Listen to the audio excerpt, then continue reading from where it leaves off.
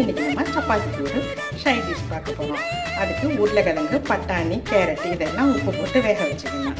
ஒரு பாத்திரத்தில் எண்ணெய் ஊற்றி ஏலக்காய், சோம்பு, வெங்காயம், தக்காளி, ஒரு பச்சை மிளகாய், இஞ்சி பூண்டு பேஸ்ட் ஒரு ஸ்பூன், மிளகாய்த்தூள், மஞ்சள் தூள், கரம் மசாலா, மிளகுத்தூள், சீரகத்தூள், உப்பு தேவையான அளவு, அரைச்ச தேங்காய் தேவையான அளவு.